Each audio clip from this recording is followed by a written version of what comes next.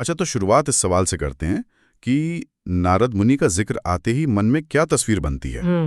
मेरे ख्याल से ज्यादातर लोगों के मन में एक वीणा बजाते हुए, नारायण नारायण कहते हुए एक लोक से दूसरे लोक जाने वाले एक ऋषि की छवि बनती है। बिल्कुल, यही सबसे आम छवि है। लेकिन जो स्रोत हमारे पास हैं, वो इस सरल सी छवि के पीछे एक बहुत ही जटिल और कह सकते हैं तूफानी कहानी बताते हैं। हाँ, और ये जो एक लोक से दूसरे लोक जाने वाली बात है, ये तो उनके काम का बस एक छोटा सा हिस्सा लगता है। जी, असल में ये कहानी गिरावट की है, श्रापों की है, कई जन्मों तक चलने वाले संघर्ष की है, और फिर उस संघर्ष से निकलकर भक्ति के सबसे बड़े आचार्य बनने की है। मतलब ये एक सीधी लकीर नहीं, बल्कि एक पूरा चक्र है। एक पूरा चक्र। गिरावट और श्राप, ये शब्द नारद मुनि की छवि से सच कहूं तो बिल्कुल मेल नहीं खाते। तो चलिए इसी चक्र को समझने की कोशिश करते हैं। कहानी की शुरुआत ही एक टकराव से होती है, और ये टकराव किसी और से नहीं बल्कि उनके अपने पिता स्वयं ब्रह्मा जी से होता है। बिल्कुल, ब्रह्म वैवर्त पुराण के अनुसार नारद जी का जन्म ब्रह्मा जी की गोद से हुआ था, और ब्रह्मा जी ने उन्हें आदेश दिया कि वो सृष्टि के विस्तार में मदद करें। मतलब विवाह करें और गृहस्थ आश्रम अपनाएं। एक पिता का अपने पुत्र के लिए एक स्वाभाविक आदेश था ये। जी, लेकिन नारद जी ने साफ मना कर दिया। और उनका जो जवाब था, मैंने जब स्रोतों में पढ़ा तो मैं तो हैरान रह गया। उन्होंने कहा कि कृष्ण की सेवा छोड़कर कौन मूर्ख विषयों के जहर को चखेगा। अपने पिता, सृष्टि के रचयिता को ऐसा जवाब देना, ये बहुत बड़ी बात है। और इसका नतीजा भी उतना ही बड़ा हुआ। हाँ, ब्रह्मा जी क्रोध से भर गए। उन्होंने कहा कि तुमने मेरे आदेश की अवहेलना की है, इसलिए मैं तुम्हें श्राप देता हूँ। और ये कोई एक श्राप नहीं था, एक के बाद एक कई श्राप थे। जी, एक के बाद एक, जो नारद जी के जीवन की दिशा पूरी तरह बदलने वाले थे। ये तो एक पिता के लिए बहुत कठोर सजा लगती है। क्या श्रोतों में इस बात का कोई संकेत है कि इस श्राप के पीछे ब्रह्मा जी का कोई गहरा उद्देश्य था, सिर्फ क्रोध नहीं? ये एक बहुत महत्वपूर्ण सवाल है। देखिए, ऊपरी तौर पर तो ये क्रोध ही लगता है, लेकिन श्राप की प्रकृति को देखें तो एक डिजाइन नजर आता है। अच्छा। पहला श्राप था, तुम्हारा सारा ब्रह्म ज्ञान लुप्त हो जाएगा। दूसरा, तुम एक विवाह के लिए मना कर रहे हो, तुम्हारे 50 विवाह होंगे। और तीसरा, तुम एक गंधर्व और फिर एक दासी के पुत्र के रूप में जन्म लोगे। बाप रे। लेकिन इसके साथ उन्होंने ये भी कहा कि अंत में तुम फिर मेरे पुत्र के रूप में ही प्रतिष्ठित होगे। अच्छा, तो ये एक तरह का रीसेट बटन था। मतलब तुम मेरी बात नहीं मान रहे तो तुम सांसारिक जीवन का पूरा अनुभव करके आओ, और फिर तुम्हें मेरी बात का महत्व समझ आएगा। आप ऐसा कह सकते हैं। ये एक तरह की टफ लव वाली स्थिति थी। तो पहले श्राप के असर से नारद जी उपबरहन नाम के गंधर्व बने। यहाँ हमें शायद ये साफ कर देना चाहिए कि गंधर्व कौन होते हैं। हाँ, ये जरूरी है। गंधर्व यानी देवलोक के संगीतज्ञ या कलाकार, जो अपनी कला और अपने रूप के लिए जाने जाते थे। तो नारद जी जो एक ज्ञानी ऋषि थे, अब एक आकर्षक कलाकार बन गए। और श्राप के दूसरे हिस्से के तौर पर उनका विवाह चित्ररथ गंधर्व की 50 बेटियों से हुआ। 50? जी, 50। वो पूरी तरह से संसारिक सुखों में डूब गए। लेकिन कहानी यहाँ नहीं रुकी। एक बार वो ब्रह्मा जी के ही पवित्र स्थान पुष्कर में हरि कीर्तन कर रहे थे कि तभी उनकी नजर रंभा नाम की अप्सरा पर पड़ी और उनका मन विचलित हो गया। मतलब पवित्र स्थान पर अपवित्र विचार। और ब्रह्मा जी ने ये भी देख लिया होगा। पवित्र धाम में हुई इस गलती की वजह से ब्रह्मा जी ने उन्हें फिर से श्राप दिया कि अब तुम्हें शूद्र योनि प्राप्त होगी। यानी उस समय के सामाजिक वर्गीकरण में सबसे निचले स्तर पर जन्म लेना होगा। जी। इसके बाद नारद जी ने योग से अपना गंधर्व शरीर त्याग दिया और उनका जन्म द्रुमिल गोप की पत्नी कलावती के गर्भ से हुआ, और यहीं से वो दासी पुत्र कहलाए। तो अब नारद जी अपने ज्ञान, पद और कुल तीनों से वंचित हो चुके हैं। ब्रह्मा के मानस पुत्र से एक गंधर्व और अब एक दासी पुत्र। यहाँ से उनकी वापसी का सफर कैसे शुरू होता है? यहाँ से उनकी शुद्धि की प्रक्रिया शुरू होती है। पिता की मृत्यु हो गई थी तो उनकी माँ एक सदाचारी ब्राह्मण के घर काम करने लगी। अच्छा। नारद जी भी अपनी माँ के साथ वहीं रहते थे, और उनके जीवन का सबसे बड़ा मोड़ तब आया जब चातुर्मास के दौरान कुछ महात्मा उस ब्राह्मण के घर 4 महीने के लिए रुके। और बालक नारद ने उन महात्माओं की बहुत सेवा की। स्रोतों में एक बात का खास जिक्र है, उच्छिष्ट का। वो संतों का झूठा भोजन प्रसाद के रूप में पाते थे।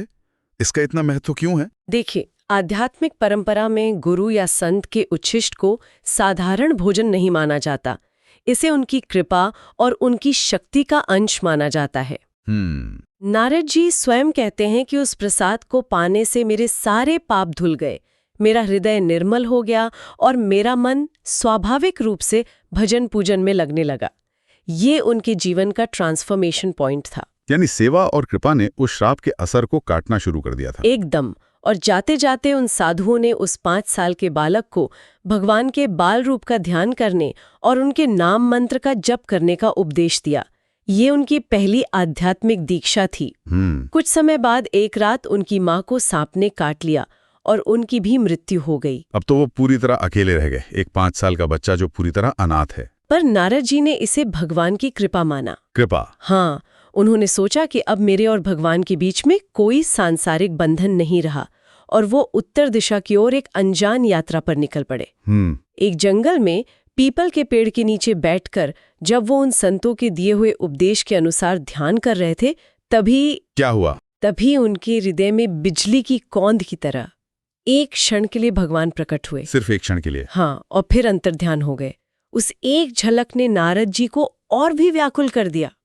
वो रोने लगे, बार बार कोशिश करने लगे कि भगवान फिर से दिख जाए। तब एक आकाशवाणी हुई। उस आकाशवाणी में क्या कहा गया? आकाशवाणी ने कहा, हे बालक, इस जन्म में तुम मुझे फिर नहीं देख सकोगे। जिनका मन अभी भी मैला है वो मेरा दर्शन नहीं कर सकते। अच्छा। तुम्हें जो ये एक झलक दिखाई गई है वो सिर्फ तुम्हारी इच्छा को और प्रबल करने के लिए थी, ताकि तुम्हारा चित्त पूरी तरह मुझ में लग जाए। ये तो बहुत ही दिलचस्प बात है। मतलब भगवान ने उन्हें दर्शन देकर उनकी भूख और बढ़ा दी, ताकि वो और जोर से उन्हें पाने की कोशिश करें। यही इसका सार है। इसके बाद उन्होंने अपना पूरा जीवन उस एक झलक को फिर से पाने की साधना में लगा दिया। कल्पों तक, यानी कि अरबों खरबों साल की तपस्या के बाद जब उनका ये शरीर छूटा, तब अगले कल्प में वो फिर से ब्रह्मा जी के मानस पुत्र के रूप में जन्मे। इस बार श्राप मुक्त होकर अपने असली स्वरूप में। जी। और अब वो सिर्फ ज्ञानी नहीं थे, बल्कि अनुभवी भी थे। उन्होंने गिरावट भी देखी थी और भक्ति की शक्ति भी। यहाँ से उनका असली मिशन शुरू होता है। बिल्कुल, भक्ति का प्रचारक बनने का। अब उनकी स्थिति ये थी कि वो अपनी वीणा महती उठाते और जैसे ही भगवान का गुणगान शुरू करते, भगवान तुरंत उनके हृदय में प्रकट हो जाते। उन्होंने सबसे पहले असंतुष्ट व्यास जी को श्रीमद् भागवतम लिखने की प्रेरणा दी। उन्होंने ही 4 श्लोकों में भागवत का सार, जिसे चतुश्लोकी भागवत कहते हैं, व्यास जी को सुनाया था। वो प्रहलाद और ध्रुव जैसे महान भक्तों के भी गुरु बने। एक और घटना है जो उनके चरित्र को दर्शाती है, दक्ष प्रजापति वाला किस्सा। हाँ। उन्होंने दक्ष के 10,000 पुत्रों को वैराग्य का उपदेश देकर सन्यासी बना दिया। जी। और जब दक्ष ने दोबारा 1000 पुत्र उत्पन्न किए, तो नारद जी ने उन्हें भी भक्ति मार्ग पर लगा दिया। इससे तो दक्ष बहुत क्रोधित हुए होंगे। बहुत ज्यादा। उन्होंने नारद जी को श्राप दिया कि तुम हमेशा भटकते रहोगे, 2 घड़ी से ज्यादा कहीं एक जगह नहीं रुक सकोगे। लेकिन एक मिनट, उस समय तक तो नारद जी के पास अपार शक्ति थी। वो चाहते तो दक्ष को भस्म कर सकते थे। उन्होंने श्राप स्वीकार क्यों कर लिया? यही तो साधुता की पहचान है, सामर्थ्य होते हुए भी उसका दुरुपयोग ना करना। नारद जी ने सोचा कि श्राप भी मेरे मिशन के लिए अच्छा है। इसी बहाने में हमेशा यात्रा करता रहूंगा और हर जगह हरि भक्ति का प्रचार करूंगा। मतलब उन्होंने एक श्राप को वरदान में बदल दिया। कमाल है। तो उन्होंने अपने जीवन के हर नकारात्मक अनुभव को एक सकारात्मक मोड़ दे दिया। लेकिन उनकी कार्यशैली, उनका तरीका हमेशा सीधा नहीं होता था। नहीं, बिल्कुल नहीं। कृष्णदत्त ब्राह्मण वाली कहानी इसका एक बहुत ही नाटकीय उदाहरण है। हाँ, ये कहानी उनके काम करने के तरीके को बहुत अच्छे से समझाती है। कृष्णदत्त एक बड़े ज्ञानी कर्मकांडी ब्राह्मण थे, पर उनमें भक्ति का अभाव था। नारद जी उनके घर पहुंचे और उनकी पत्नी से भोजन मांगा। भोजन करने के बाद उन्हें पता चला कि ब्राह्मणी ने किसी गुरु से दीक्षा नहीं ली है और गले में तुलसी की कंठी नहीं पहनती। और इसके बाद जो उन्होंने किया वो चौंकाने वाला है। उन्होंने सारा खाया हुआ भोजन वहीं उल्टी कर दिया। क्या? सच में? जी। और कहा, मैं बिना दीक्षा वाले व्यक्ति के हाथ का जल भी ग्रहण नहीं करता। ये तो अपनी बात मनवाने का बहुत ही एक्सट्रीम तरीका है। ये चरम जरूर है, लेकिन इसका असर भी उतना ही गहरा हुआ। वो ब्राह्मणी इतनी प्रभावित हुई कि उसने तुरंत नारद जी से दीक्षा ले ली। अच्छा। और नारद जी ने उसे एक नियम दिया, आज के बाद किसी भी बिना तुलसी कंठी वाले को अपनी रसोई में मत घुसने देना, चाहे वो तुम्हारा पति ही क्यों ना हो। अब यहाँ से घर में महाभारत शुरू हो गई होगी। बिल्कुल। जब पति घर आया तो पत्नी ने उसे रसोई में घुसने से रोक दिया, बाहर आंगन में खाना परोसा। पति आग बबूला हो गया, लेकिन पत्नी अपने गुरु के वचन पर अड़ी रही। और आखिरकार हार कर पति ने भी कहा कि ठीक है, मैं भी दीक्षा ले लूंगा। और जैसे ही उसने ये कहा, नारद जी प्रकट हो गए। नारद जी तुरंत वहां प्रकट हो गए। लेकिन कहानी में एक और मोड़ आता है, है ना? हाँ, जब ब्राह्मण दीक्षा के लिए स्नान करने जा रहा था तो किसी ने उसे बहका दिया। क्या कहकर? कि अभी पितृपक्ष चल रहा है, ये दीक्षा के लिए शुभ समय नहीं है, तुम अक्षय नवमी को दीक्षा लेना। ब्राह्मण ने नारद जी से यही कह दिया। और नारद जी ने क्या कहा? नारद जी ने उसे समझाया कि भजन करने का कोई अशुभ समय नहीं होता, हर पल शुभ है। लेकिन वो नहीं माना। उसने भजन को कल पर डाल दिया। और यही उसकी सबसे बड़ी भूल साबित हुई। जब अक्षय नवमी आई तो नारद जी उसके घर पहुंचे और देखा कि पति पत्नी दोनों की मृत्यु हो चुकी है। अरे बाप रे! अपनी दिव्य दृष्टि से उन्होंने देखा कि पत्नी ने तो एक राजा के घर राजकुमारी के रूप में जन्म लिया है, क्योंकि उसने दीक्षा ले ली थी। जी, लेकिन पति जिसने दीक्षा को टाला था, उसी राजा के यहाँ हाथी का बच्चा बनकर पैदा हुआ है। ये तो बहुत ही दुखद अंत हुआ। कहानी यहाँ खत्म नहीं होती। अच्छा। उस राजकुमारी को अपना पिछला जन्म याद था।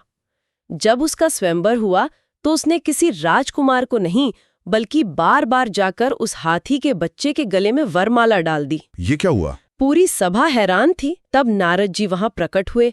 उन्होंने सबको उनकी पूर्व जन्म की कहानी बताई, हाथी पर जल छिड़का और वो एक सुंदर राजकुमार बन गया। वाह! फिर दोनों का विवाह हुआ और राजकुमार ने भी नारद जी से दीक्षा ली। तो इस पूरी यात्रा और इन कहानियों का सार क्या है? पहली बात तो साफ है, भजन को कभी कल पर मत टालो। बिल्कुल। जीवन अनिश्चित है। उस ब्राह्मण की तरह शुभ मुहूर्त का इंतजार मौत का बुलावा बन सकता है।